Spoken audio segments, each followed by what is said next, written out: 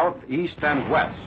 Mandalay Hill, a Buddhist holy spot and used by the Japs as a key observation post, is brought under artillery and tank fire. After capture of the hill, British and Indian troops with tank support move up for an attack on Fort Dufferin in the heart of the city. Frontal attack fails to break through the walls and moats surrounding Fort Dufferin. British big guns are brought up to breach the 30-foot walls, which are blasted with 100-pound shells from 4.5-inch howitzers.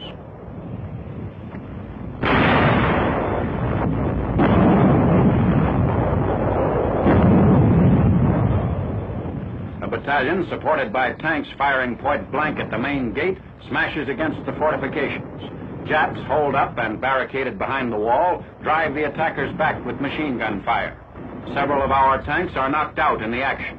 Flanking movements feel out weak points in enemy positions. The last remaining center of Jap resistance in Mandalay, the fort is fanatically defended in a 12-day siege.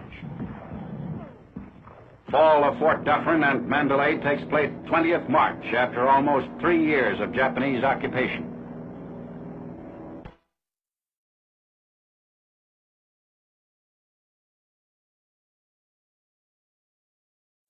Additional films on the capture of Mandalay. Thunderbolts and RAF Hurry bombers strike at Japs entrenched in the strongly fortified walls of Fort Dufferin. The fort successfully withstands a 12-day siege.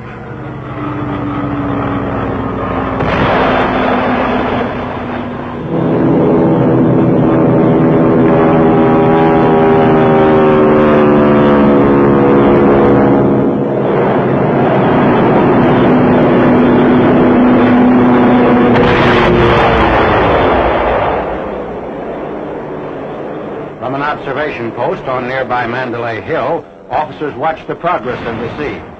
6-inch howitzers pound the north wall.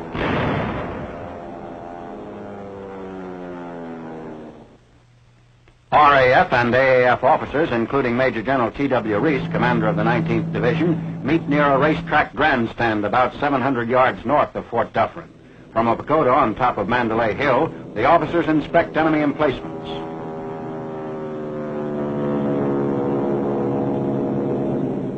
B-25s of the 10th U.S. Air Force are brought in with 2,000-pound delayed action bombs. Coming in at low level, the B-25 blast holes in the walls, opening up the way for tanks and infantry.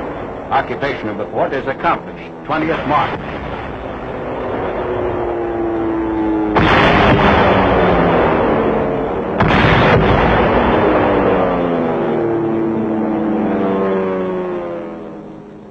Shortly after the capture of Mandalay, Lord Louis Mountbatten, accompanied by Air Marshal Sir Keith Park and Major General H.H. Fuller, arrives on an inspection tour of the city.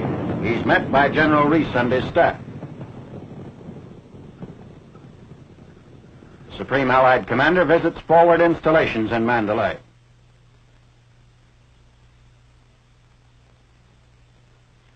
Lord Mountbatten and his party drive to Fort Dufferin. They pass through an opening in the 30-foot thick wall. Inside Fort Dufferin, the mile-square-moated fortress dominated the entire city. Its ancient palace was destroyed by the Japs. The Supreme Allied Commander inspects Jap equipment captured when the fort fell to the Allies.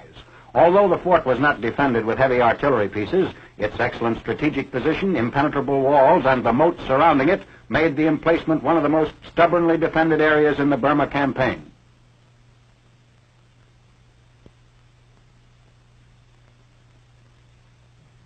The top of the wall equals the width of a city street.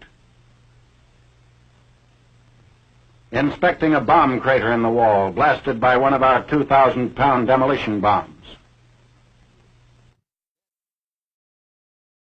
Ordered to defend the fort with suicidal resistance, many Japs escaped under cover of darkness.